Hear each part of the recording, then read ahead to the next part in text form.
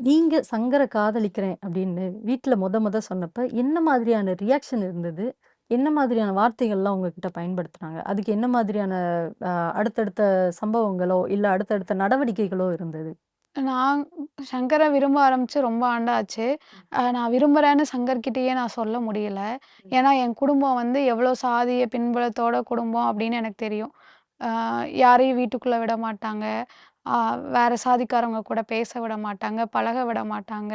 எந்த அளவுக்கு அந்த சாதிய வன்மம் இருக்குன்னு நான் சின்ன வயதிலேருந்து பார்த்துருக்கேன். ஸோ, அதனால என்னால அவங்க கிட்ட நான் விரும்புறேன்றதையே என்னால சொல்ல முடியல. அப்போ சங்கர்கிட்டயுமே என்னால சொல்ல முடியல. ஆனா மனதுல வந்து அ ஆழமான காதல் இருந்தது.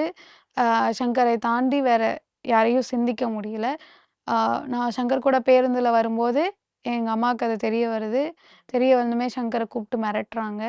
மிரட்டி அடுத்த நாளே எனக்கு மாப்பிள பார்க்குறாங்க. அப்புறம் என்னால வேற யார் கூடயும் என்னால வாழ முடியாதுன்னு சொல்லி நான் வீட்ட விட்டு வெளில வந்துர்றேன்.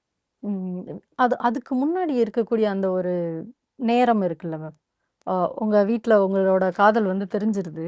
ஸோ அந்த நேரத்துல வந்து அவங்களோட ரியாக்ஷன் என்ன மாதிரி இருந்தது? ரொம்ப ஒரு மாதிரி வக்கிரமாவோ, இல்ல ரொம்ப ரொம்ப ஆதிக்கமா இந்த மாதிரி ஆமா. ஏதாவது ரொம்ப இருந்ததுங்களா? மோசமா தான் சொல்லணும். சங்கருக்கு வந்து பயங்கர கொலை மிரட்டல் விட்டாங்க.